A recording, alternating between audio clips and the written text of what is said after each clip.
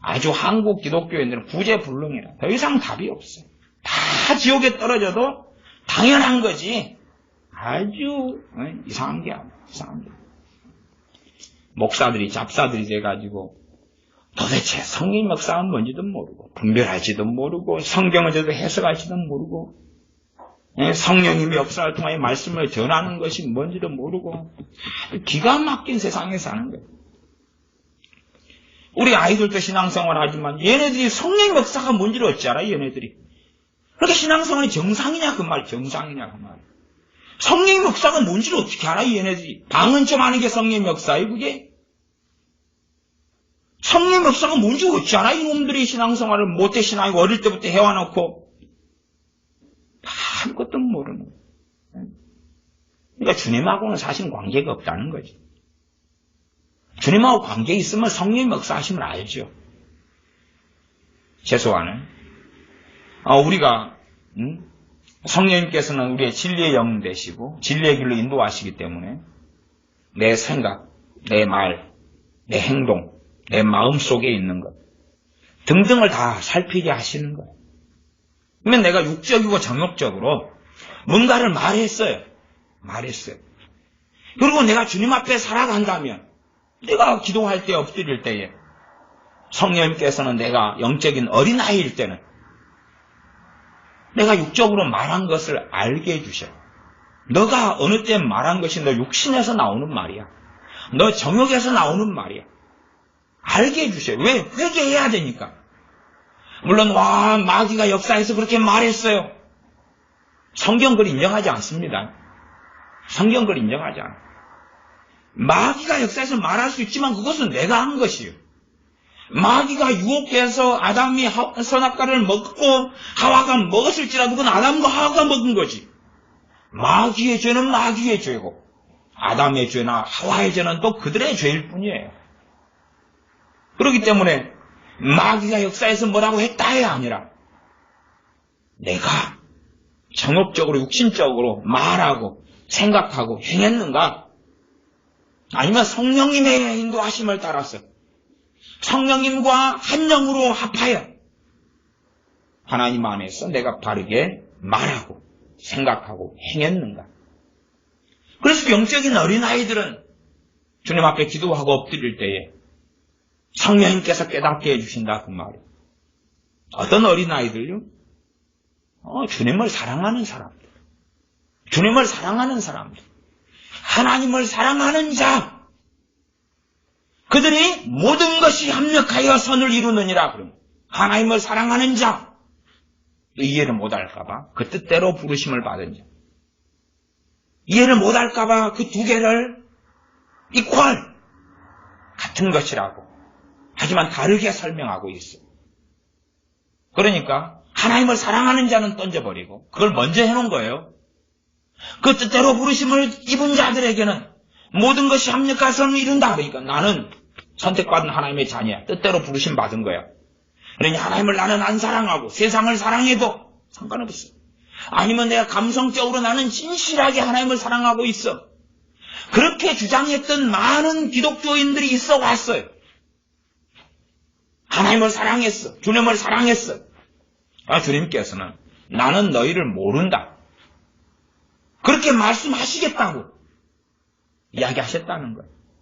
주님의 종들이 5달란트, 2달란트, 1달란트 받은 종들이 있을 때, 또 문화들을 받은 종들이 있을 때 나는 너희를 도무지 알지 못한다. 이 악한 종아 결박하여 어두운데 끌어내라. 거기서 심히 슬퍼하며 이를 갈게 될 것이다. 천국하고는 주님하고는 주님의 대속 십자가하고는 아무 상관이 없는 자기 스스로 주장했던 기독교인들일 뿐이다. 라는 말씀이죠. 나 성경을 제대로 안 보고 안 들으려니까 자신에게 성령 역사가 없는 사람, 심지어 버리움 받은 사인지 또 살피지 않고 종교인으로 사는 것에 만족하는 거예요. 종교인으로 사는 것에. 엄마를 따라서 아빠를 따라서 종교인으로 사는 것에 만족하는 거예요. 진실한 기독교인들에게는 성령님이 역사하신다 그 말. 또한 성령님께서 진리의 길로 인도하시는 거예요. 진리는 하나님의 말씀이죠. 신앙생활을 하면서 말씀을 알아가고 말씀을 통해서 하나님을 경외하고 사랑해 가느냐 그 말이에요. 그래서 영적인 초년생 때 주님을 사랑하는데 영적인 초년생이라 영적인 어린아이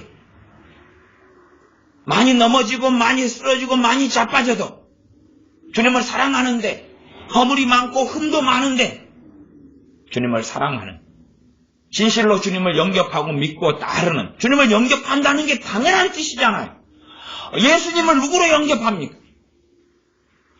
자신의 구원자, 자신의 왕, 자신의 주인. 그러지. 예수님 영접하는데 나를 천국 가게 해줄 분 플러스 나를 행복하게 해줄 분 플러스 나를 재미나게 해줄 분 플러스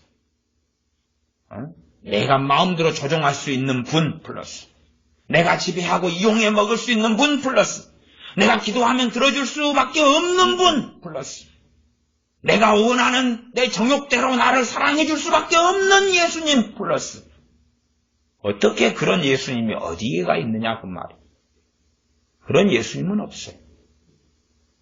주님을 최고로 사랑하고 예수님을 믿는다는 것은 정말 인생의 가장 큰 변혁일 수밖에 없고 예수님을 믿고 따르기 위해서는 때로는 부모도 형제도 처자도 버려야 되는 것이고 때로는 전투도 버려야 되는 거기 때문에 종교가 아니라 생명일 수밖에 없는 거고 종교가 아니라 진정한 혁명일 수밖에 없는 거지.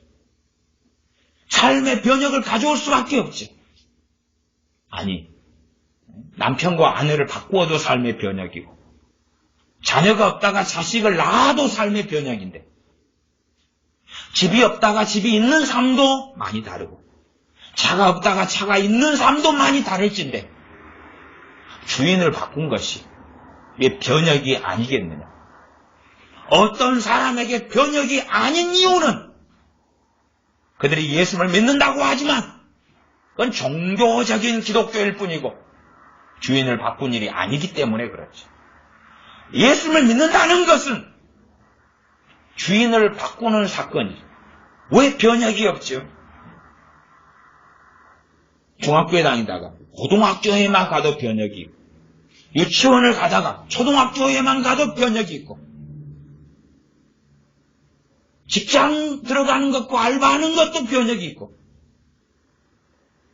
고등학교 나오고 대학교만 가도 변혁이 있고 내가 하는 직업만 바꿔도 변혁이 있는데 어떻게 주인을 바꿨는데 변혁이 없냐 그 말이지. 그것은 주인을 안 바꿨기 때문에 그렇지. 예수님을 주인으로 삼는다고 동의는 했죠. 그러나 전인적인 동의는 하지 않은 거죠. 심정적, 지적, 지식적, 성경 지식적 인정은 하겠다. 그러나 진실로 그렇게 살지는 않겠다.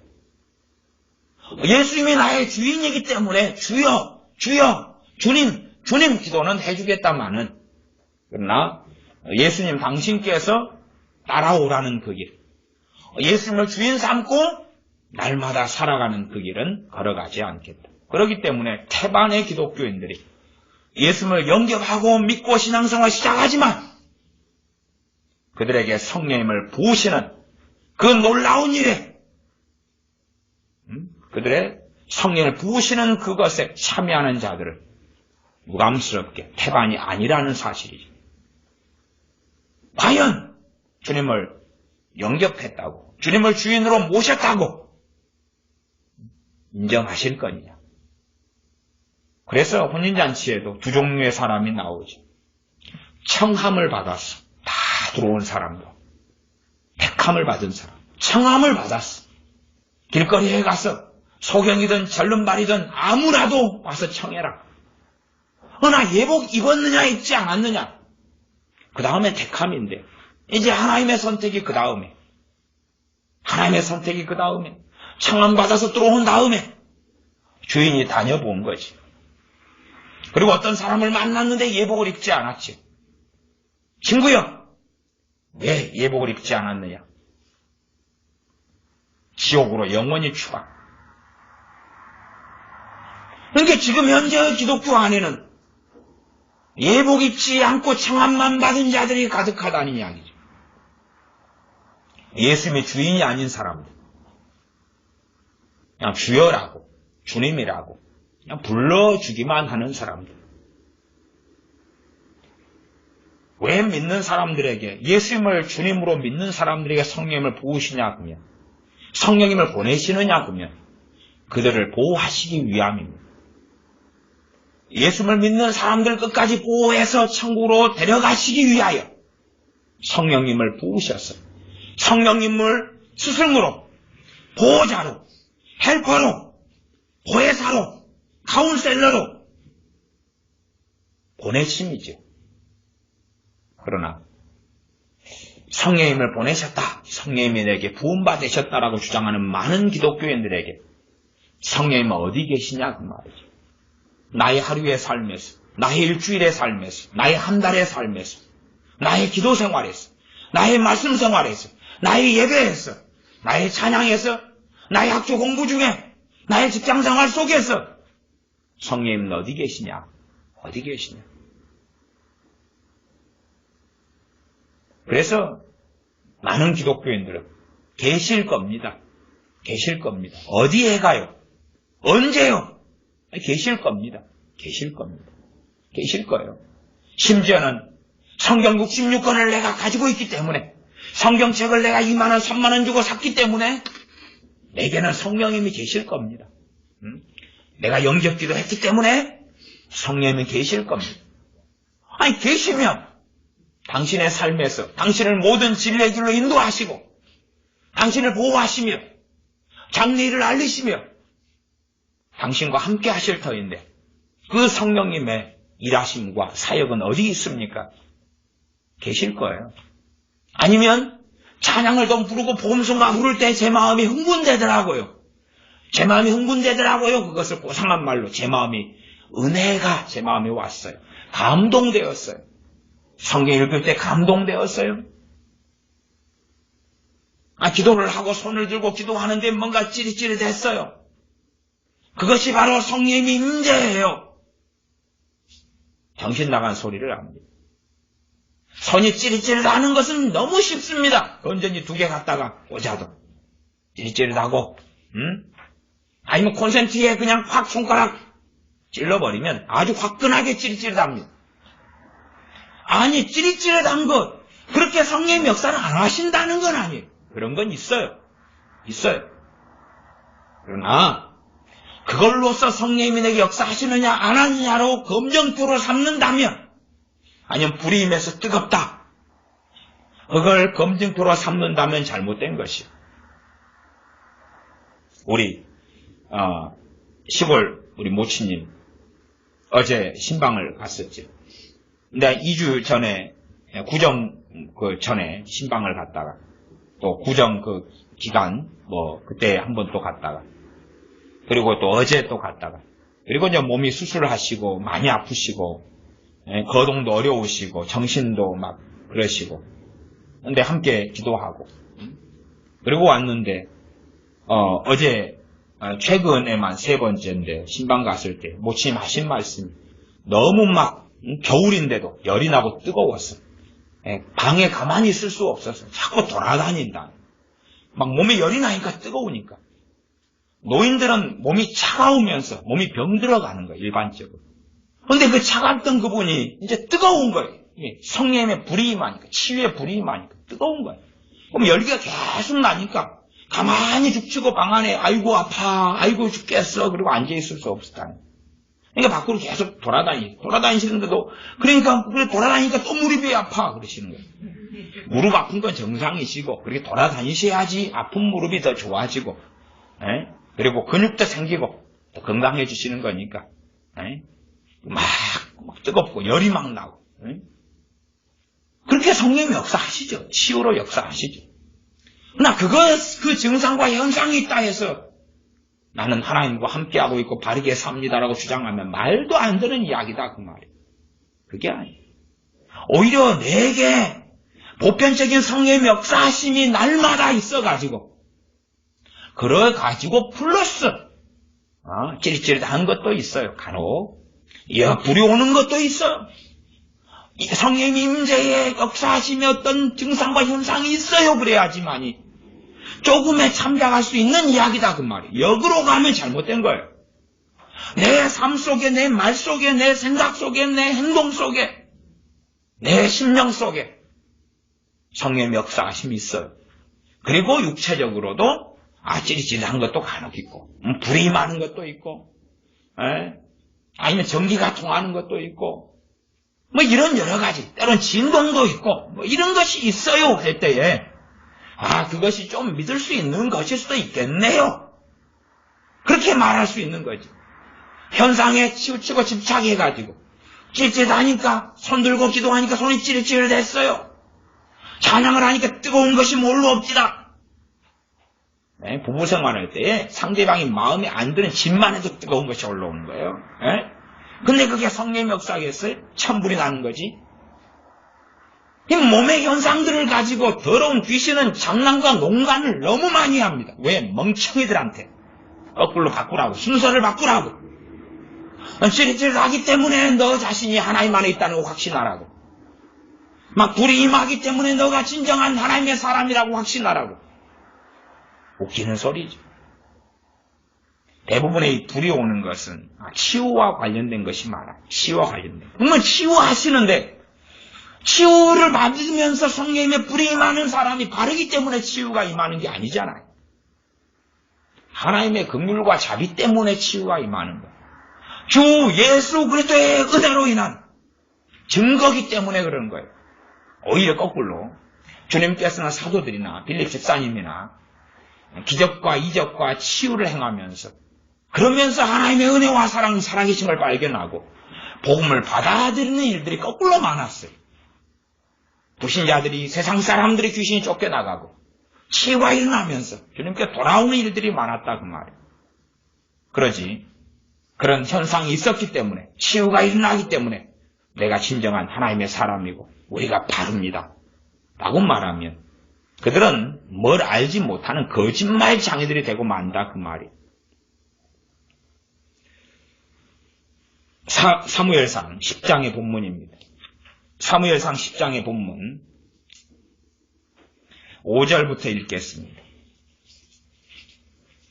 5절부터 11절까지 사무엘상 10장 5절부터 11절까지 함께 읽습니다. 그 후에 너가 하나님의 신의 산에 이르리니 그곳에는 블레셋 사람의 영문이 있느니라. 내가 그리로 가서 그 성읍으로 들어갈 때에 선지자의 무리가 산당에서부터 비파와 소고와 저와 수금을 앞세우고 애언하며 내려오는 것을 만날 것이요 내게는 여호와의 신이 크게 임하리니 너도 그들과 함께 애언을 하고 변하여 새 사람이 되리라. 이 징조가 내게 임하거든 너는 기회를 따라 행하라. 하나님이 너와 함께 하시느니라. 너는 나보다 앞서 길갈로 내려가라. 내가 내게로 내려가서 번제와 화목제를 드리리니 내가 내게 가서 너의 행할 것을 가르칠 때까지 7일을 기다리라. 그가 사무엘에게서 떠나려고 몸을 돌이킬 때에 하나님이 새 마음을 주셨고 그날 그 징조도 다 응하니라. 그들이 산에 이를 때에 선지자의 무리가 그를 영접하고 하나님의 신이 사울에게 크게 임함으로 그가 그들 중에서 애언을 하니. 아멘. 청년 사울에게 임하신 성령님의 사건, 그리고 성령님께서 임하시면서 9절에 가면 그가 사무엘에게서 떠나려고 몸을 돌이킬 때에 하나님이 새 마음을 주셨고 하나님께서 청년 사울에게 새 마음을 주셨습니다. 또 10장 6절로 가면 내게는 여호와의 신이 크게 임하리니 너도 그들과 함께 애언을 하고 변하여 새 사람이 되리라. 청년 사울에게 임하시는 성령님, 청년 사울에게 주신 새 마음, 이 사건이 구약에서는 특별한 사건이었고 신약에서도 특별한 사건이 됩니다. 구약에서 특별한 사건은 하나님께서 이스라엘의 첫 왕으로 이 청년 사울을 주시면서 그냥 왕의 자리를 맡기신 게 아니라 그를 성령님을 임하게 하시고 또한 새 마음을 주시고 새 사람을 만들어 가지고 왕의 자리에 그 인물을 주셨기 때문에 그렇습니다. 신약에서 특별한 사건이 된 것은 구약에서 사울왕 같은 특별한 사람에게만 임했던 이 사건이 예수님을 통하여 신약 시대가 되고 십자가 이후에는 모든 믿는 사람에게 보편적 사건이기 때문에 그렇습니다. 그래서 또한 특별한 것입니다. 성령이 임하시고 새 마음을 주시는 이 청년 사울에게 벌어졌던 이 사건이 이제는 우리에게는 보편적인 사건이기 때문에 그렇습니다. 그러나 정말 보편적이냐? 정말 보편적이냐 그 말이에요. 정말 보편적이냐 그 말이에요. 정말 보편적이냐?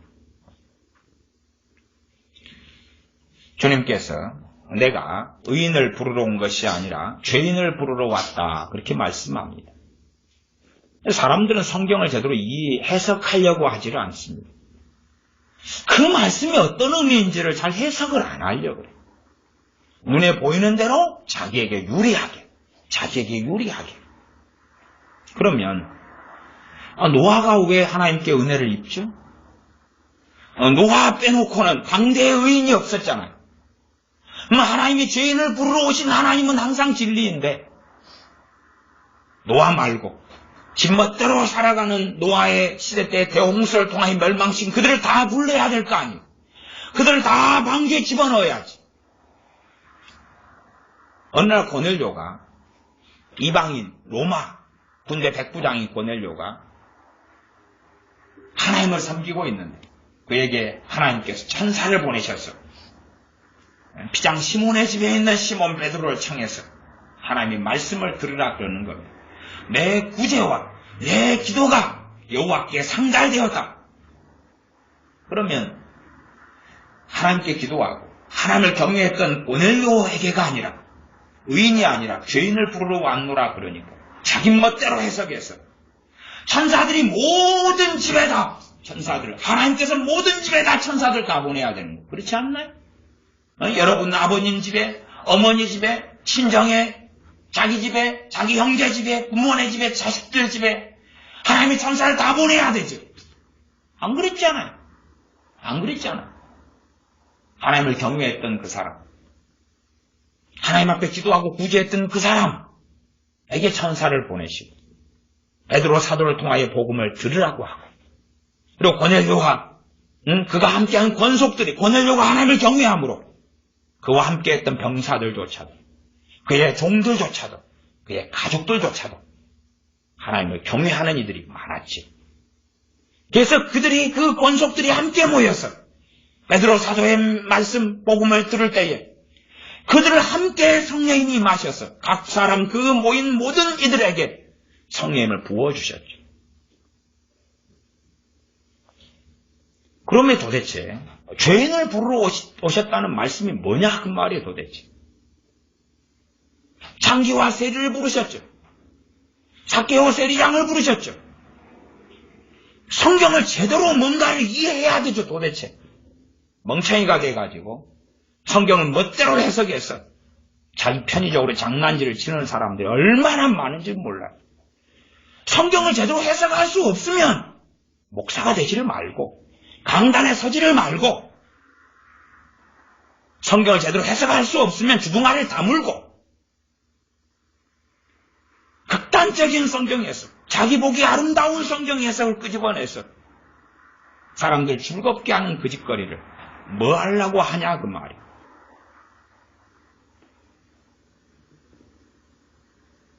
거기에서 의인은 두 가지 의미죠. 하나는 스스로 의롭다고 착각하며 바리새인같이 외식하며 하나님의 백성이라고 하는 그 자들을 하나님께서 외면하셨다는 이야기예요. 또 의인은 하나님의 회중에 이미 들어있기 때문에 양 99마리가 하나님과 동행하고 있고 하나님과 함께하고 있기 때문에 함께하지 않고 있는 죄인을 주님의 말씀을 통해서 사도들과 주님의 제자들을 통해서 부르셨다는 이야기지. 부르시는 방법은 너무나 다양합니다. 너무나 다양하지. 너무나 많았지. 그렇기 때문에 오히려 하나님께서 정말로 부르시는 죄인들은 고넬료 같은 죄인들이라는 사실이에요. 고넬료 같은 죄인들이라는 사실이에요. 진리를 찾고 겸비하고 그래서 산상수훈에 복 있는 자가 나오죠. 팔복이 심령이 가난한 자, 애통하는 자, 의에 줄이고 목마른 자, 온유한 자, 주님으로 인하여 핍박을 받는 자, 또한 의를 위하여 핍박을 받는 자, 그렇게 나오잖아요. 다 찾고 떼버리고 그리고 자기 멋대로 성경을 자기 편의적으로 옳게 해석해서 그래서 내가 멋대로 살아도 하나님은 내 편이구나. 성령님을 부으시는데 사람을 골라냈는데 누구였냐 그 말이. 이때는 겸손한 사울이었습니다. 겸손한 청년 사울이었습니다. 왜? 사순절에 주님께서 부활 승천하시고 오순절에 왜 성령님이 임하시느냐. 물론 애언됐기 때문에 그런 건 첫 번째고 두 번째, 그 열흘의 텀이 왜 있느냐는 거죠. 40일째 주님이 승천하시고 50일째 성령님이 임하셨는데 열흘의 텀이 왜 있느냐. 그리고 주님께 성령님을 기다리라는 말씀을 들은 500명 이상의 사람들이 다 어디 갔느냐는 거죠. 성경은 명확하게 500명 이상의 사람이 주님을 부인하지 않고 배신하지 않고 있었음에도 120명 각 사람에게만 성령님이 임하셨다고 말씀한다 그 말이에요. 어리석은 사람은 당시에 주님을 믿는 사람이 120명이 전부 다였다고 그러죠. 성경을 안 보는 거예요. 보려고 하지 않아요. 모르면 입을 다물어야지. 120명이 다였던 게 아니라 더 많았다 그 말이에요. 최소한 500의 형제에게 주님께서 부활하신 후에 자신을 일시에 보이셨다고 말씀하죠. 그러면 500명 마이너스 120면 380명인데 그들은 어디 있냐 그 말이에요. 그리고 성경에 사도행전 2장에 성령님이 임하시면서 500명 혹은 전부 다에게 그 이상에게 성령님이 임하셨다 성령을 부으셨다는 게 어디 있냐 그 말이에요. 120명 각 사람 위에 성령님이 임하셨다고 말씀하죠. 그러면 다른 사람들은 오순절에 왔는데도 그 성령님께서 불의 같이 갈라지는 그 성령님께서 그 임하시는 것이 없었다는 이야기죠. 없었다는 이야기. 왜요 도대체? 또한 120명은 왜 열흘간 기도하고 있나요? 그들에게 놀라운 성령의 임하심이 왜 있나요? 물론 우리가 그렇게 성령의 임하심을 기도하고 기다린다 해서 꼭 그게 정답이 될 수는 없습니다. 최소한은 그들이 하나님께 엎드리고 전혀 기도에 힘쓰니라. 전혀 기도에 힘쓰니라. 그들의 기도를 최소한 하나님은 작동산이나 쓰레기가 아니라 기도로 받으셨기 때문에 전혀 기도에 힘쓰니라고 성경에 기록해 주는 거예요. 우리가 하는 기도들이 하나님께서 다 인정하시는 기도가 될 수는 없죠. 그러나 그 120명이 열흘간 했던 기도는 전혀 기도에 힘썼다고 하죠. 왜? 그건 종교적이 아니죠. 그때에도 다 120명도 가정사가 있고 사정이 있고 생업이 있고 직장이 있고 다 일이 있죠. 다 일이 있어요. 그러니까 최소 380명 이상이 자기 볼일을 향해 떠난 거죠. 근데 그들은 거기에서 마가의 다락방에서 120명이 기도에 힘쓰면서 지내는 것이 쉽냐 그 말이에요. 지금처럼 화장실이 사정이 좋았겠습니까? 먹을 것 사정은 어떻게 했겠냐 그 말이에요. 정말 모든 것이 복잡하고 문제입니다. 먹을 것, 입을 것, 잠자는 것, 더군다나 남녀 유별의 시대가 굉장히 강했던 그 시대에 120명이 거기서 어떻게 지내고 화장실은 어떻게 이용하고 샤워는 어떻게 하고 실제 현실을 떼놓고 생각하면 편하지요. 편하죠. 그러나 그 120명 거기에서 다 자세하게 집까지 왕복한 사람도 있었을 것이고 등등 뭐 있었을 수 있겠죠. 그까지는 몰라요. 그러나 120명이 거기에서 전혀 기도에 힘쓰니라는 것은 말씀에 기록된 것이고 그러면서 그들은 무슨 기도를 했겠느냐 그 말. 최소한은 성령님께서 충만히 임하실 수 있도록 회개하고 긍휼을 구하고 죄를 깨닫고 단식하고 애통한 자가 되고 심령이 가난한 자가 되고 의에 주리고 목마른 자가 되고 그렇게 기다리고 있었겠지. 성령 충만을 주시는 것은 하나님의 뜻입니다. 성령 충만하라는 것도 하나님의 뜻이고 주님의 사역 중에 하나가 성령님을 보내시는 사역. 그래서 세례 요한이 주님의 자에 소개할 때에 그는 성령님으로 불과 성령님으로 세례를 주실 것이다. 그분이 바로 예수 그리스도시다. 사도행전 1장에도 주님께서도 동일하게 말씀하시죠. 너희는 몇 날이 못되어 성령님으로 세례를 받으리라. 내가 아버지께로 가면 내가 보혜사를 너희에게 보내리니 내가 떠나가는 것이 너희에게 유익이라. 도대체 예수 믿는 자에게 성령님을 보내셨다 그러는데 믿는 자들이 받은 성령님은 어디 계시나요? 믿는 자에게 임하신 보혜사는 어디 계시나요? 그렇기 때문에 사람들은 그렇게 믿고 싶은 겁니다. 많은 종교적인 기독교인들이 교리적으로 혹은 직적으로 성령님이 내게 임하신 게 맞아요. 동의해요. 어디예요? 어디예요? 에스겔서 11장을 오전에 읽었고 비슷한 본문은 에스겔 36장에 있어요. 36장까지는 안 읽었고 또 그러한 성령을 보내시고 새 마음 새 사람 이것은 선지자들을 통해서 자주 이미 말씀하셨던 거예요. 그래서 성령님의 임하심과 당연하게 하나 되는 것은 내가 예수님을 영접하는 그 사건과 성령님의 임하심은 하나 되는 사건이에요. 성령님이 임하시는 것, 성령님을 통하여, 물과 성령님을 통하여 거듭남의 사건이에요. 물은 하나님의 말씀을 이야기하고 복음을 이야기해요. 내가 거듭나고 성령님을 통하여 다시 하나님의 자녀로 태어나고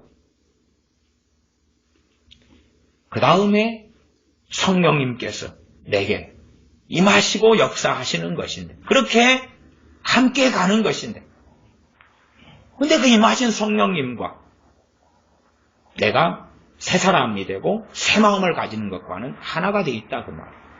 아니 하나님 말씀의 진리는 그렇게 되어 있어요. 그래서 사울왕에 대해서도 하나님의 신, 여호와의 신, 성령님을 보내시는데 그런데 새 마음을 주시리라. 새 사람이 되었다. 그렇게 말씀해요. 에스겔 11장도 36장도 내 신을 부어줄 것이고 새 마음을 주고 새 정신을 주겠다. 이 굳어버린 마음, 딱딱한 마음을 제거하고 부드러운 마음을 주겠다. 그게 예수님을 믿는 사람들에게 보내신 성령님이신데 과연 그 성령님은 어디 계시는가? 우리 예수님 믿는다고 하는 자녀들에게 그 성령님은 어디 계시는가? 예수님을 믿을 때 성령님을 보내시고 새 마음, 새 정신, 새 사람이 되는데 어디 계시는가? 당연하게 성령님을 주님은 보내시고 그 다음에 그 성령님을 우리들은 또 우리의 자녀들은 받을 수 있는 사람들인가? 편하고 좋은 것은 오 주님 성령 충만을 주십시오. 오 주님 성령님을 보내주십시오. 기도는 편하고 좋은데 과연 그 부르짖음, 그 기도에 하나님은 우리 주님은 응답하시는가? 청년들 1000명이 모이고 중고등학생 1000명이 모여서 오 주님, 주님의 말씀대로 주님의 사역대로 성령님을 보내시는 그 사역을 우리에게 오늘도 행하시옵소서라고 기도할 때에 과연 1000명이 모인 중고등학생들 1000명이 모인 청년들이 있다면 과연 주님께서는 성령님을 몇 사람에게나 보내시며 몇 명이나 성령님의 충만하심을 받겠는가? 거의 없겠죠. 거의 없겠지. 거의 없겠지. 왜? 그들의 기도는 쓰레기니까. 성령 충만은 하나님의 뜻이라도 그들의 기도는 쓰레기에 불과하니까. 그들의 기도는 하나님의 귀를, 주님의 귀를 닫으시니까. 그러나 그렇기 때문에 성령 충만해 달라고는 기도하지 않지. 달라고 기도해도 성령 충만이 뭔지도 모르면서 성령 충만하다 라는 주장도 만연하고, 아예 지금 시대는 이제 성령 충만을 이야기하면 이상한 신앙이 되기도 하고, 아니면 성령 충만 자체를 언급하지 않아요. 과거에, 그래도 80년대까지는 부흥사 이런 분들의 주된 주제가 성령 세례나 성령 충만이었어요. 지금은 이제는 성령 충만이란 이야기가 어디서 나옵니까? 거의 나오지 않아요. 왜냐하면 교인들 대다수가 동의하거든요.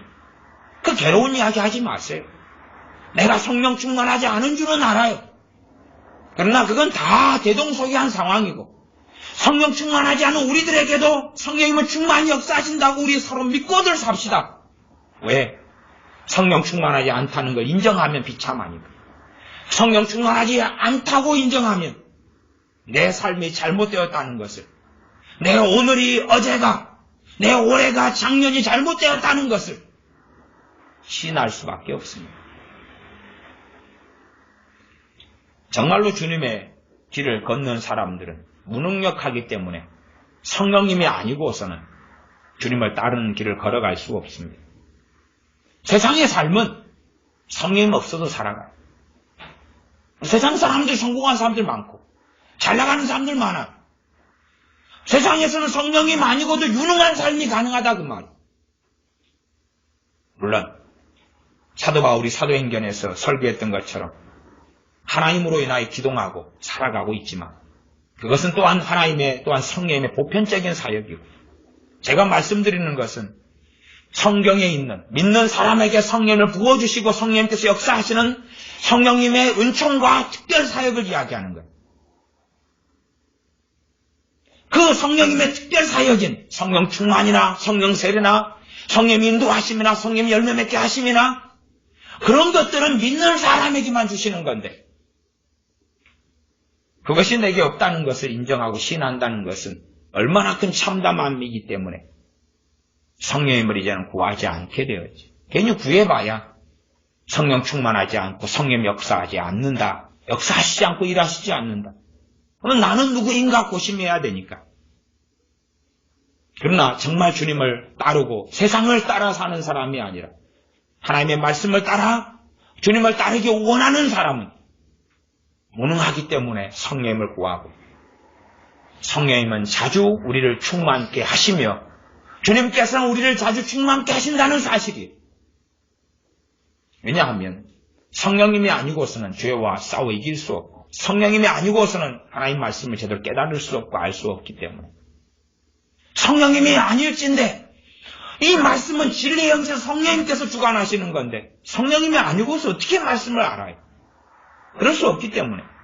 아니면 심지어 대단한 성경 교사가 있어서 말씀을 너무나 잘 설명해도 설명을 듣는 사람이 성령님의 도움을 안 받으면 알 수 없는 거예요. 전하는 사람도 성령님의 도우심과 이끄심과 인도하심과 가르쳐주심을 통하여 전해야 되고, 듣는 사람도 성령님의 역사하심과 깨우치심과 가르쳐주심을 따라 들어야 되는데, 그 두 개가 서로 어긋나버려도 답이 없고, 전하는 사람이 성령의 역사를 전하지 않으면 듣는 사람이 아무리 성령의 역사를 듣고자 해도 그럴 수 없죠. 전하는 사람이 똥덩어리를 집어 던지는데 성령님이 인도를 받는 사람이 똥덩어리를 받아먹으면 똥덩어리가 밥이 되는 것도 아니고, 이 비극적인 상황이 계속하여 우리의 신앙생활에는 함께 반복되고 있는 겁니다. 강단에는 똥덩어리를 집어 던지고 받는 사람도 똥덩어리를 받기를 즐거워하는 그런 상황이 계속 반복되어 가고 있습니다. 아셔야 됩니다.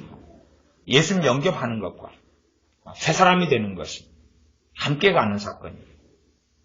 새 사람이 될 때에 성령님이 임하시는 사건이고, 물론 사울 왕이 새 사람이 되었으나 그러나 그는 옛사람으로 죽었습니다. 그는 성령님을 통해 새 사람이 되었으나 그러나 이 새 사람이 된 것은 완성형은 아니에요. 완성형은 아니죠. 새 사람이 되었으나 어린 아이로서의 새 사람이고, 그렇기 때문에 그가 새 사람으로 마감할런지 옛 사람으로 마감할런지는 그에게 달려있는 것이, 그가 하나님을 의지하고 하나님을 영원롭게 하면서 성령님께서 더 함께 하셔서 그가 더 주님을 알아가고 닮아가고 변화돼가고 하나님을 영원롭게 하는 사람이 될 수 있을 거고, 나 사울왕은 어느 때까지는 성령의 역사하심과 새 사람으로 살아가다가 점점점 변질돼 버리고 점점점 정욕적으로 유격적으로 변해버린 사람이 되었어요. 물론 다윗왕 같은 경우는 새 사람으로 시작했다가 점점 영적으로 성장하고 자랐다가 어느 때는 실족할 뻔했고, 어느 때 죄를 짓고, 어느 때 우리아를 살인해 죽이고 바세바를 간음하고 그랬으나 다시 일어나서 끝까지 하나님을 영원롭게 했던 길을 걷는 사람의 대표적인 모델이 되기도 했습니다. 성경에는 많은 인물이 나와요. 하나님으로 시작했다가 세상으로 마귀의 자식으로 결론을 지은 사람들도 아주 많아요. 그런 사람들이 발람 선지자 같은 사람들이, 오라나 다단이나 아비라함이나 지도자로 부름받아서 마귀의 자식으로 하나님의 저주를 받아 지옥에 떨어진 사람들, 그런 얘기들이 성경은 많다고 말이에요. 이런 사울왕만이 아니라. 그러면 어떤 부모들이 자식에 대하여 원하는 대로 내 자식에게 성령님만 부어주시면 내 자식이 새 사람이 될 겁니다. 그런 망상은 그건 코미디고, 블랙 코미디라 그러는 거예요. 블랙 코미디. 내 밥그릇이 엎어져 있는데 아무리 비가 많이 온들 밥그릇에 뭐가 들어가겠느냐 그 말이지. 내가 실내 안에 있는데 밖에가 아무리 비가 온들 내가 비를 맞겠느냐 그 말이지. 그런 것보다도 내가 그렇게 준비되지 않고, 내가 그렇게 마음이 열리지 않고, 내가 하나님에 대하여 간절하지 않은데 성령을 부어달라는 그 망상을 우리 본인이든 혹은 우리 가족이나 자녀에게 원하는 것이든지 망상에 불과하다는 거예요. 그래서 사람들은 새 사람이 되는 책임을 하나님께 떠넘기려고 해요. 성령님이 마시면 새 사람이 됩니다. 그래서 이런 본문이 나오고 에스겔 본문이나 신약 성경의 본문들이 나올 때에 또한 하나님을 이용하고 조종하고 조롱하기를 좋아하죠. 성경 말씀을 통하여 하나님을 조롱하기를 좋아하지. 자기는 정상인데, 심지어 내 자녀는 정상인데 하나님이 비정상인 것처럼, 누구에게는 예수를 믿으면서 성령을 부으시고 새 사람이 되게 하셨으면서 누구는 안 그랬으니 하나님은 불공평하고 불공정하신 하나님처럼 하나님을 매도하고 살아가는 거죠. 그러나 하나님께서는 그 합당한 사람들에게 성령님을 부어오셨다는 사실이, 합당하다는 것이 의롭고 거룩하고 정결하다는 것하고는 전혀 다른 이야기죠. 의롭지 않으니까 성령님을 보내셔서 의로운 길을 걷도록 도우시는 거고, 혼자 힘으로 넘어지고 쓰러지니까 넘어지고 쓰러지지 않도록 성령님을 보내셔서 그와 함께 하시는 거지. 우리가 등산을 다닐 때도 많은 도구들이 필요합니다. 등산의 도구가 적절할 때에 등산을 안전하게 잘 할 수 있습니다. 빙판을, 또한 눈길을 걸어갈 때에, 그럴 때 이 신발 등산 아래에다가 여러 가지를 장착하지 않습니다. 그런 것이 있을 때에 안전하게 산행을, 눈길이 덮인 또한 얼음이온 그 산을 잘 올라갈 수 있죠. 성령님은 훨씬 더 그 이상이 되시죠. 훨씬 더 그 이상이 되시죠. 그러나 내가 내 자유로 내 영광을 위하여 살기를 원하고 나를 위하여 살기를 원하는데 그 걸음에 성령님이 마셔서 강제로 터닝시키는 분은 성령님은 아니시다는 사실입니다. 이 청년 사울에게 성령을 부으시는 것은 그때는 이 사람이 이스라엘 중에 가장 겸손한 자였고 하나님을 앞에 엎드린 사람이었기 때문에 그를 왕으로 부르시고 그에게 성령을 부으셨다는 사실입니다. 그런 것처럼 정말 성령님을 부어주시는 사람, 가장 기본적으로는 정말 회개하고 자복하고 가슴을 치는 사람들에게는 누구든지 노인뿐이든지 젊은 사람이든지 어린 아이든지 할 것 없이 하나님 앞에서 가슴을 치는 그 사람들에게는, 애통하고 회개하는 그 사람들에게는 성령님을 부으신다는 사실이에요. 그리고 그 회개가 열매를 맺는 회개가 되도록 역사하시죠. 더 깊은 회개가 일어나게. 표면적 회개가 아니라 이면적 회개가 일어나도록, 속사람의 기경이 일어나도록 역사하신다는 사실이죠. 그러면 한 90년 넘어서는 기도원이든지 교회든지 간에 성령 충만을 구하는 일은 거의 없어졌어. 거의 없어졌어. 왜 없어졌느냐? 구하여도 받는 일이 이제는 거의 없기 때문에. 구하여도 받는 일이 없기 때문에 부흥사는 얼마나 창피합니까? 담임 목사는 얼마나 창피합니까? 성령 충만을 막 구하자. 또 그런 사람들도 있어요. 성령 충만 대신에 말을 바꾸어서 하나님의 임재를 구하자. 그리고 춤을 추고 노래를 부르고 붕성가를 부르고 그 마음이 뜨거워졌다 그러고 눈물이 났다 그러고. 이 나이 든 사람들 음악 희망 가도 노인네들 세상 음악 들으면서 울고 눈물 흘리고 흥에 겨워합니다. 노인네들 땡가리만 쳐줘도 어깨춤이 덩실덩실합니다. 어찌 그게 성령의 역사입니까? 찬송가나 복음성가만 사용했다고 그게 성령의 역사냐 그 말이. 자기 감정에 겨워서 사는 것이 태반일진데. 그래서 성령 충만을 모른다는 거예요. 정말로 임재가 나타난다의 본질의 의미는 성령 충만을 이야기하는 거예요. 한순간에 감정이 찌릿하고 짜릿하고 손끝이 짜릿하고 마음에 뭔가 뜨거워지고 그건 성령 충만이 아니에요. 엠마오로 가는 두 제자, 그러니까 주님께서 말씀을 풀어줄 때 마음이 뜨겁지 아니하다. 그건 성령 충만이 아니에요. 그건 성령 충만이 아니에요. 그건. 주님께서 말씀을 풀어줄 때 마음이 뜨거워지는 건 바르고 좋은 거예요. 그건 일시적인 거예요. 정말로 성령의 임재, 하나님의 임재, 주님의 임재는 성령 충만과 직결되어 있는 거예요. 그래서 제가 그런 설명을 해도 바보 멍청이들은 이해를 못해요.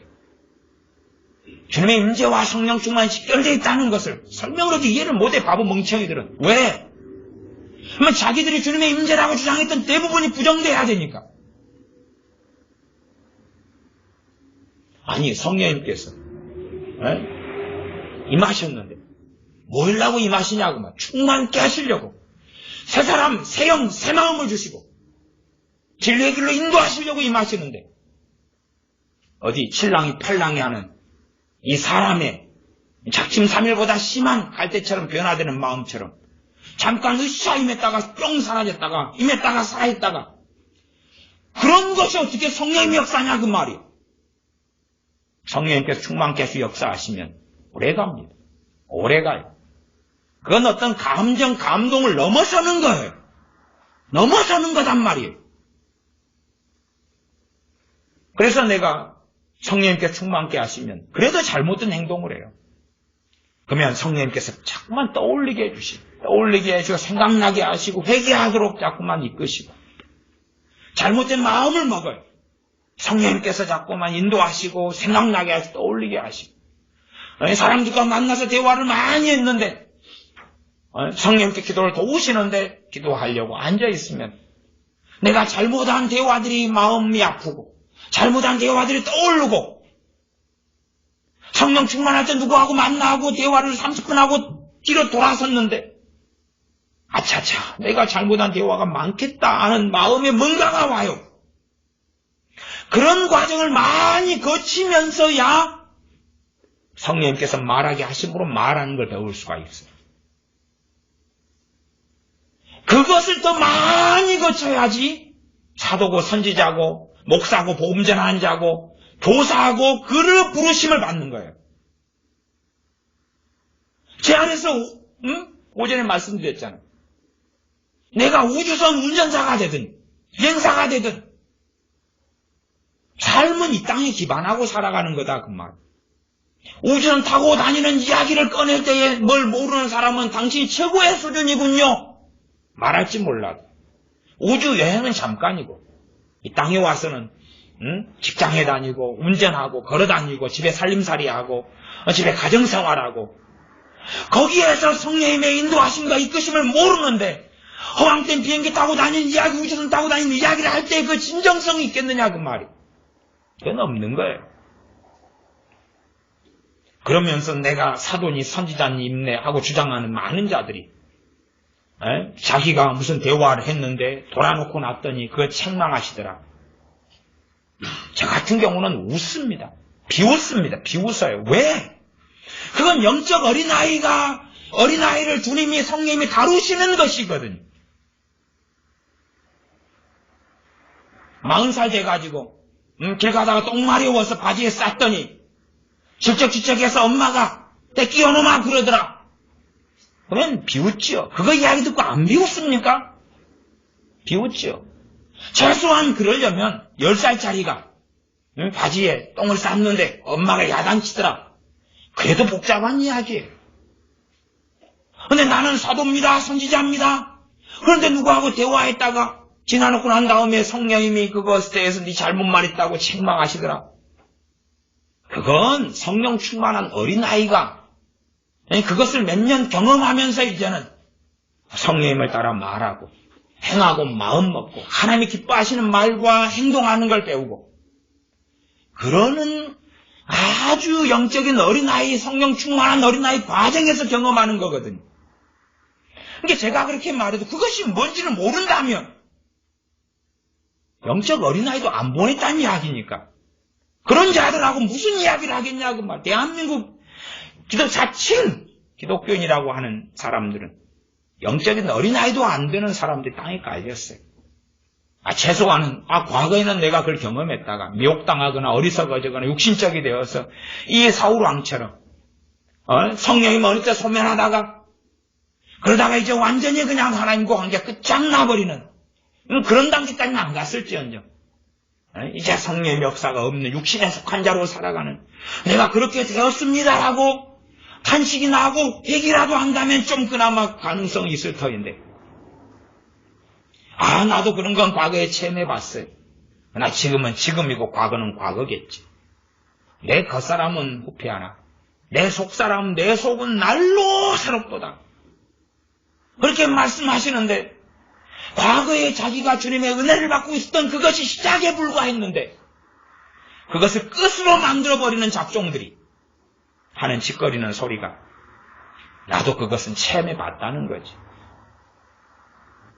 그런 사람이 교회 장로고 목사고 권사들이라니 정말로 기가 막힐 노릇이지. 기가 막힐 노릇이지. 지금 현재의 성령 역사는 어디 갔느냐? 그냥 있습니다. 있어요. 어디에 가 있느냐? 그냥 있다고 믿어주세요. 그리고 자기가 육적으로 말하는 것이 다 성령 역사고 자기가 생각하는 게 성령 역사고 하는 죄변을 늘어놓아요. 그리고 이제 뭔가의 음성을 듣는다는 거예요. 아니 기본이 없는 음성이 어디 있습니까? 저도 간혹 비행기 타요. 간혹 비행기 타요. 날마다 비행기 탑니까? 스튜어디스나 여행사 직원이나 아니면 조종사도 날마다는 안 타요. 얼마 탄 다음에 또 그거에서 쉬었다가 며칠 뒤에 다시 타고 그래요.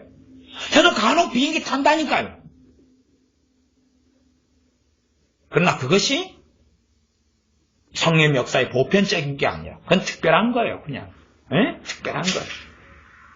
보편적인 것은 내가 말하고 내가 기도하고 내가 하나님 말씀을 상고하고 묵상하고 내가 행동하고 마음 먹고 내 마음을 감찰하시는 하나님의 역사가 성령님을 통해 나타나는 거고 내 생각을 감찰하시는 성령의 역사가 나타나는 거고 나 그것이 잔소리하고는 질이 틀리죠. 격이 틀리다고 말이에요.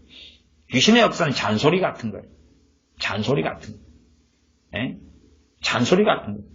우리가 다 어딘가하면 부모의 잔소리를 경험했지 않습니까? 엄마들의 잔소리, 아빠들의 잔소리. 엄마가 안 하면 아빠가 하고, 아빠가 안 하면 엄마가 하고, 때로는 어떤 집은 엄마 아빠가 서라운드로 하고, 또 할머니가 서라운드로 하고, 그러지만은 잔소리들.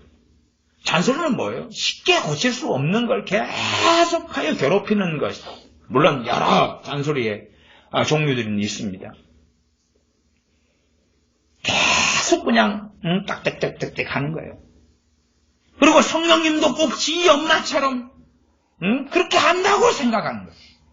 얼마나 거룩하신 성령 하나님을 조롱하는 것인지. 그렇고 성령님은 그렇게 자기한테 역사하시더라. 그건 정신병자라. 정신병자라. 성령님이 역사하시는 걸 모르니까 지한테 일어나는 어떤 현상들, 지 육체의 정욕의 역사나 지 감정적인 동요나 아니면 귀신의 역사나 다 성령님인 거예요. 왜? 그래야지 자기는 거룩해지잖아요. 그래야 자기는 고귀한 선지자가 되고 예언자가 되잖아요. 이 청년 사울은 성령이 임하시고 새 사람이 되고 그러면서 그는 예언까지 합니다. 그래서 사무엘상 10장 10절에 하나님의 신이 사울에게 크게 임함으로 그가 그들 중에서 예언을 하니 예언을 해요. 예언자가 아니라 잠시적인 예언이에요. 잠시적인 예언. 나중에도 또 잠깐의 예언을 다윗을 쫓아가서 죽이려고 하다가 또 예언하기도 해요. 잠깐적인 예언이에요. 우리가 사도행전에도 성령이 임하시면서 방언도 하고 예언도 하는 보편적인 일이 나와요. 성령이 임하시면서 예언을 해요. 초신자 아니에요, 대부분이. 사도행전에 120명 문도 빼놓고는 나머지는 다 거의 다 초신자예요. 사마리아 성의 사람들은 아니면 자기 에베소 12명도 초신자예요. 다 그런 사람들. 세례 요한의 전도를 통하여 믿은 사람들이라고 나와 있어요. 고넬료 가정의 사람들도 초신자, 인자가 태어난 사람. 그런 사람들이 방언하고 예언한다 해서 거룩하냐 그 말이. 그렇지 않지요. 그렇지 않아요. 그것을 통하여 더 하나님의 살아계심을 정확히 보여주고 알게 하고 더 그 확증과 성령님의 은사들을 통하여 또 역사하심을 통하여서 정말 하나님 앞에서 바르게 살도록 알려주시는 것 등에 속하는 거지. 그러나 영적인 어린아이들이 예언 좀 하고 나면 대단한 선지자가 되고 사도가 되고 예언자가 된 양 교만해서 오만방자하게 살아가는 일들은 얼마나 많냐고 말이에요. 그래서 대한민국의 많은 은사사역자들이 잘못된 길을 걸어갔어요. 기도하다가 좀 예언 좀 오니까 자기는 특별한 사람, 대단한 사람, 위대한 사람 그런 미치광이가 돼가지고 달려가는 거예요. 그러면 이 사울왕이 예언 사역을 시작했다면 어찌 됐겠냐 그 말. 여기서 이제 내가 선지자임네 했다면. 그래도 청년 사울은 이때 정상이었어요. 그래서 그 짓을 안 했어요. 청년 사울이 이때 예언하고 말았어요. 왜 예언합니까? 하나님의 신인 성령님이 그에게 임하셔서 예언하게 하니까 예언했고 안 하게 하시니까 안 했던 거예요. 대한민국의 많은 예언자들, 전 세계에서 돌아다니는 예언자들은 성령이 역사하지 않는데 스스로 예언해요. 시작은 청년 사울처럼 시작했던 사람들이 있었겠죠. 시작은. 그러나 이제는 자의적으로 예언하는 거, 스스로 예언하는 거예요. 스스로 예언해요. 이것저것 저것에 대하여 스스로 예언하고 다니는 거예요. 과연 그것이 합법이겠느냐, 불법이겠느냐. 하나님의 이름을 빙자해서 별짓거리를 다 하고 다니는 거죠. 우리가 주님께 예수님을 영접한 사람들은 항상 헌신이 되어져야 돼. 헌신이 되어져야 돼. 세상을 사랑하면 성령 충만을 받을 수 없어요. 세상을 사랑하는 자리에서 성령 충만을 받을 수 없어요. 그리고 하나님의 자녀로 인생을 마감할 수 없어요. 지옥 자식으로 살다가 인생을 마감하는 거 말고는 없어요. 성령님의 도우심이 없는데 어떻게 하나님의 자녀로 끝까지 남냐 그 말이에요. 안 남아요. 못 남아요. 남을 거라고 착각하는 신학이, 그 신학들은 거짓된 사탄의 신학일 수밖에 없어요. 왜? 주님을 부인하는 것이니까. 내가 떠나가는 것이 너에게 유익이라. 내가 떠나가면 보혜사 성령님을 보내시겠다. 보혜사 성령님은 진리의 영이라. 모든 진리 가운데 너를 인도하시리라. 그리고 예수님 믿자마자 성령님이 임하셨네. 신앙생활 몇 년 했는데 10년? 말씀은 아느냐? 몰라. 성령님의 제1의 사역은 모든 진리 가운데를 인도하시는 사역이지. 말씀은 몰라. 그러면 당연히 그는 인정한 것이에요. 나에게는 예수님 믿고 10년이 지난 동안에 성령님의 사역은 없었다. 그런데 어떻게 그가 그리스도인이냐 그 말이에요. 어떻게 그가 주님을 사랑하는 사람이냐 그 말이에요. 그럴 수 없죠. 그럴 수 없어. 이건 그 교회의 문제도 아니고 설교하는 목사의 문제도 아니고 이건 저나 여러분이나 공이 하나님 앞에서 1대1의 문제, 1대1의 문제. 우리가 다니는 교회가 이 목회자가 말씀을 제대로 안 가르친다 그래도 목회자가 없으면 성령의 역사 안 하나요? 목회자가 없으면 성령의 역사 안 하나요? 성령님은 목회자만 통해서 역사하나요? 아니죠. 성령님께서 목회자도 통해서 역사하시고 내 성경 읽기를 통해 역사하시고 다른 목회자의 설교 듣기를 통해서 역사하시고 신앙서적을 읽는 걸 통해서 역사하시고 그냥 목회자도 사명이 또 상당히 다른 사람도 많고 저희 목회자도 실제로 이 강단에 서야 되는 사람이 몇 종류의 사람이 없습니다. 좀 엄밀하게 이야기하면 어려운 이야기입니다만 강단에서 말씀을 가리키는 사람과 하나님께서 부르심을 받았는데 다른 부르심인 사람들도 많아요. 이게 말하자면 다스리는 자가 강단에 설 수도 있어요.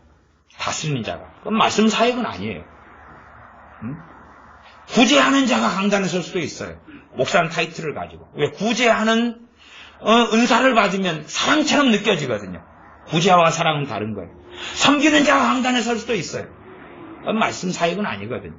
섬기는 사역인 거죠. 말씀 사역은 아니에요. 그런데 이제 자기 입장에서 성경을 이제 성령 역사가 그 은사 부분에서 있기 때문에 해석하고 사용하고 이용할 수도 있는 거예요. 성령 역사를 통하여 우리 자신들에게 새 마음을 주시고 그리고 우리가 변화되는 그 길과 여정을 한 걸음 한 걸음 걸어가야 됩니다. 성령의 역사하심이 없다면 또 성령님의 도우심이 없다면 끝까지 하나님의 자녀로 살 수 자체가 없습니다. 그래서 우리가 믿음이 성장해서 최소한은 기본적인 것. 내가 이런 말을 하는데 이것은 사실은 제가 오전에도 말씀드렸다시피 그냥 내 개인의 생각이구나. 그렇게 할 수 있는 영역이 있어요. 영역이 있어요. 그렇죠? 영역이 있어요. 내가 농담도 하고 또 내가 신변잡기적인 이야기도 하고 온 이야기도 하고 날씨 이야기도 하고 그렇게 상관없는 영역이 있어요. 그러나 어떤 것은 비슷한 이야기를 했는데 걸림이 되는 것이 있어요. 비슷한 이야기를 했는데 성령님께서 기뻐하시지 않는 거예요. 비슷한 이야기는 기뻐하시지 않아요. 기뻐하시지 않아요. 그러면 이제 마음에 걸리적거려요. 걸리적거려요. 내가 했던 내 말, 내가 했던 말이나 행동, 문제가 되는 거죠.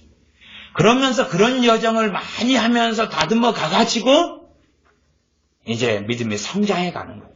성장해 가는 거예요. 자, 이것은 내가 성령님께서 이 말을 하게 하시는구나. 그러나 그걸 계시라고 주장하는 것도 문제가 있고 이건 성령님께서 말씀하게 하시는구나. 성령님께서 안 하게 하시는구나. 그리고 어쩔 때는 기다려야 돼. 기다려야 돼. 예를 들어 저 같은 경우는 상담 메일도 오고 쪽지도 오고 문자도 오고 뭐 많이 와요. 근데 어떤 것은 즉각 대답해 줍니다. 즉각 대답해 주는 것은 대부분은 성령의 역사하심이 있고 그에 대한 지혜를 주실 때 대답을 해줘요. 그러나 또 어떤 것들은 대답을 한참 미룹니다. 미뤄요. 한참 미뤄요. 미루는 이유도 여러 가지입니다. 그 중에 하나는 그 질문 자체가 가당치 않기 때문에 그래요. 주님 앞에서 가당하지가 않아요. 웃겨요, 그냥. 웃긴 질문도 하는 사람은 대답해 달라고 그러죠. 그러니까 그때는 기다리는 거예요. 주님 지혜를 주실 때가 기다리는 거예요. 물론 제 지혜로는 말할 수 있어요. 그렇죠? 제 지혜로 답변할 수 있다니까요. 답변할 수 있어요. 책도 수천 권 읽으면 별 이야기 다 할 수 있어요. 신학책도 1200권, 3000권 읽으면 별 이야기 다 할 수 있어요. 성경책 읽으면 성경 같다는 거 별 이야기 다 할 수 있어요. 근데 답변을 안 하는 거예요. 성령님께서 지혜를 주실 때까지 기다리는 거예요. 기다리는 거예요. 그리고 지혜를 좀 주시면 그 정도만 이야기하고 마는 거예요. 그 정도만 이야기하고 말아요. 기다려요, 그냥. 그에 대한 전체의 답도 주지 않을 때가 많아요. 왜? 아니, 아주 복잡한 이야기를 간단한 답으로 달라 그러면. 말할 수 없죠. 그거에 대해서는 서로 간에 이제 궤변만 될 뿐이에요. 그러니까 기본적인 것만 좀 지혜를 주시면 좀 이야기하지. 뭔가를 물어보더라도 제 지혜를 사용하지 않아요. 제 지혜를 사용할 때하고 성령 주신 지혜를 사용할 때하고는 달라요. 그냥 달라요. 그 결과가 너무 아름답다, 해피엔딩하다 그런 건 말이 안 되는 이야기고, 스테반 집사님이 성령 주시는 말씀과 진리로 전했을 때 돌로 맞아 죽었어요. 그러니까 주님이 역사하시면 해피엔딩하다 외변이고, 그렇지 않아요. 선지자들이, 주님께서, 사도들이 주님의 역사하심과 성령의 인도하심으로 말씀을 안전해서 그들이 순교당한 게 아니다 그 말이. 그래서 결과의 문제가 아니라 성령의 역사하심으로 내가 말하는 것과 때로는 상담하는 것과 때로는 어떤 글을 적는 것하고 제 사사로운 생각으로 적는 것 자체가 확연하게 저는 다르다는 걸 알아요. 그냥 다르다는 거 알아요. 그래서 어떤 사람들은 조급하게 뭘 물어봐도 조급하게 대화할 수 없을 때가 아주 많아요.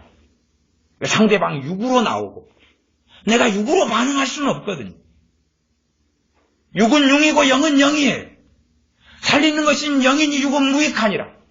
어떤 영지주의적인 것을 이야기하는 주님의 말씀이 아니에요. 내가 인간적으로, 육적으로, 세속적으로, 정욕적인 어떤 인간적인 연민이나 사랑으로 행하는 것이 주님을 기쁘시게 할 수 없는 거예요. 그래서 성령님께서 지혜 주시고 인도하시더라. 물론 저 지혜로 이렇게 저렇게 끄적거리고 글도 쓰고 책도 쓸 수 있으나 그렇게는 안 하는 거예요. 그렇게는 안 해요. 그러면 정말로 우리가 주님을 따라 살아가는 삶을 살다가 인생을 누구든지 마감해야 돼. 유감스럽게 얼마나 주님을 따라 사는 것이 뭔지, 성령님을 따라 살아가는 것이 뭔지, 또 심지어 인자 믿는 사람들에게 성령님께 새 마음을 주시고 새 영으로 임하셔서 나를 새롭게 하시는 것을 겪지도 못하는 이 도대체 크리스찬이라고 해야 될지 불신자라고 해야 될지 애매한 사람도 너무 많고, 그 애매한 상태에서 시간 좀 흘러가가지고 성령 충만을 받고 회개가 터지고 그러면 얼마나 더 좋을 텐데 그러지도 않아요. 예수 영접했습니다, 믿습니다, 그리고 집사도 되고 목사도 되고 권사도 되고 장로도 되는데 성령 충만을 받거나 회개가 터지거나 또 그런 일도 없어요.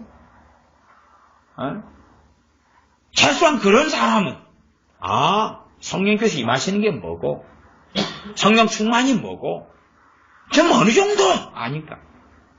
원래가 좀 극단적인 일들은 제외하고요, 성령 충만을 받으면 기본 몇 달은 갑니다. 기본 몇 달은 가요. 정말 극단적인 경우는 제가 한 일주일 이렇게 어떤 사람들이 가는 것을 제가 봤습니다. 일주일 만에 그냥 말하자면 막 무속인인데 성령 세례받고 충만을 받았어요. 하고 교회를 다니고 했는데 다시 무속을 해버리는 거예요. 다시 점을 치고 이런 거 합니다. 그러니까 일주일만도 끝나고 이런 거예요. 아니면 이제 예수를 믿기 시작하고 막 성령이 임하시고 새 마음이 왔고 기쁨이 오고, 그런데 남편이 교회 가지 말라고 뜯어말리고 하니까 주저앉아 버려요. 끝나고 성령 충만은 그래도 쉽게 안 없어집니다. 그래도 몇 주 이상은 끝내 성령님께서 인내하시고 역사해 가시고, 그러나 성령님의 이 충만함은 소멸돼 가요. 그래도 몇 주 이상은 가요. 그러니까 보통은 성령 충만을 받은 다음에는 그래도 몇 달 정도는 유지가 돼요. 충만이라는 게 뭘 가득 채운다는 의미예요. 채우는 거. 아구까지 물을 채워라 하는 것처럼 다 찬 거예요. 이렇게 차. 성령님께서 나를 충만케 하시는 것. 내가 죄를 지으면 지을수록 다시 충만은 소멸되고 작아져요. 성령님은 그대로 오시지만, 그래서 너희는 성령님을 근심하게 하지 말라 그런 거죠. 그리고 내가 다시 회개하고 엎드리면 다시 충만케 돼요. 이걸 조금 아구에서 물을 좀 먹었는데 다시 채우는 것하고 똑같은 거죠. 그러니까 이렇게 충만케 됐는데 한순간에 이게 없어지거나 사라지는 게 아니에요. 그래서 제가 많은 사람 주장하는 어떤 임재, 선지자나 사도들이 말하는 이 공간에 하나님의 임재가 있습니다, 여러분에게 주님의 임재가 나타납니다, 그게 거짓말이라는 거예요. 주님의 임재와 성령 충만은 하나로 가는 거예요. 그리고 그 성령 충만을 받으면 몇 달을 가는 거예요. 일반적으로 몇 년을 가야지. 몇 년을 가고 그 다음에 좀 소멸됐다가 다시 성령 충만을 받고 그렇게 가야지 그래도 그리스도인의 삶을 이어간다 그러는 거예요. 그러나 사람들이 성령 충만이 뭔지도 몰라요. 그냥 기쁨 충만, 감동 충만, 항상 평안이 마음속에 있는 거 등등 회상한 이해를 가지고 있어요. 강단에서는 목회자들조차도 성령 충만이 뭔지도 몰라. 왜? 그 속에 안 살았으니까. 안 살았으니까 모를 거 아니에요. 아무리 멍청이라도 피자를 한 100판 먹고 나면 야 피자 뭘로 만들지? 아니면 피자가 모양이 어떻지? 네가 먹어본 피자에는 너는 무슨 피자 좋아하냐? 왜 말할 수 있어요? 할 말이 많아요. 100판 정도 먹으면 100판 먹었는데 어느 날은 100판 지금까지 너 몇 판 먹었냐? 얘 100판 먹었어요. 근데 한꺼번에 재고 많이 먹을 때 몇 판이야? 얘 한꺼번에 혼자 5판을 먹어봤어요. 어쩌지? 너무 올라 그래요. 할 말이 많아요. 어떨 때는 줄창 3일 동안 고구마 피자를 먹었더니 한 물리대요.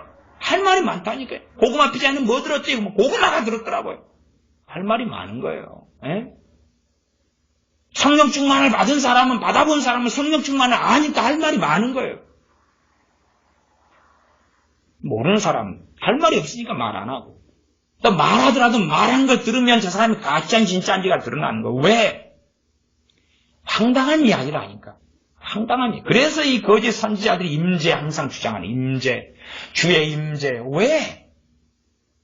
성령 충만이 뭔지 모르니까. 성경이 신약이 그걸 중심으로 가는지를 이해하지 못하니까. 그냥 성령 충만하지도 않은데 성령의 인도하심을 받는다는 것은 대부분 가당하지 않는 이야기고 쉬운 이야기가 아니니까 그렇지. 그래서 우리가 우리 주님을 통하여 성령을 받는다는 것이 구원 이후로 가장 큰 복이에요. 구원 이후로. 그래서 오순절파에서는 성령 충만을 받는 것, 이것을 제2의 축복이라 그러는 거예요. 제2의 축복이라. 첫 번째 축복은 예수님 영접하고 믿고 천국 가는 거, 구원받는 것이고, 두 번째는 성령님을 받는 것이고. 그러나 그것이 왜 축복인지도 몰라. 돈을 주려면 1억이나 주시지. 좋은 대학이나 보내주시고 좋은 직장이나 주시지. 그런 자들에게 성령 충만은 없는 것이. 없는 것이. 차라리 모르면은 받을 수 있는데 알면서도 성령님을 부어주시는 주님이 얼마나 위대하고 놀라운지를 들으면서도 알지 못하고 사모함이 없고 간절하지 않는 자들에게는 죽을 때까지 성령 충만은 그와 상관이 없고 성령님의 도우시지 않고는 그가 끝까지 주님 앞에 살아갈 수 자체가 없어요.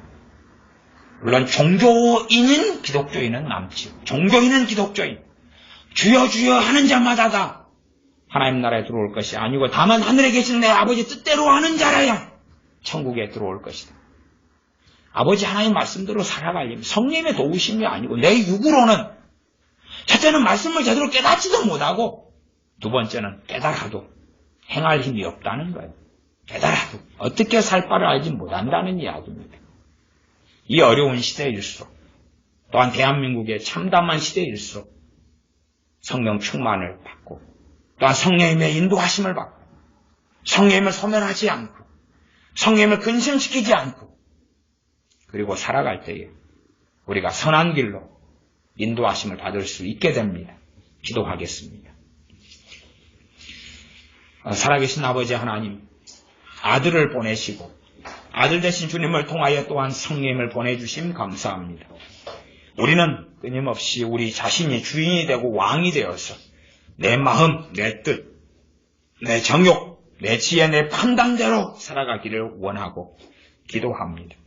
그러나 성령님으로 기도하라는 말씀은 도통 이해하지 못하고 성령님께서 우리의 스승되시고 인도자 되시고 보혜사 되셔서 이끄시는 걸음을 도통 거리를 하지 않고 내 윤리에 맞춰 내 양심에 맞추어 내 어리석음에 맞추어 내 정욕에 맞추어 살아가는 길을 자주 걸어갑니다.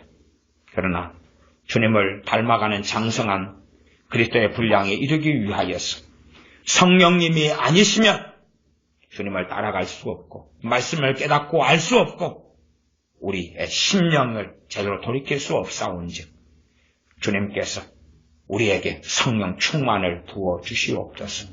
우리에게 성령 충만을 부어주셔서 우리가 새마음 새정신으로 또한 성령의 충만하심을 따라서 아름다운 열매들을 성령님의 역사하심 도우심을 통하여 우리가 함께 협력하고 성령님과 한 길을 걸어가므로 성령님과 합하여 한 영이 되어 주님 앞에 아름다운 열매들을 맺게 하여 주시옵소서.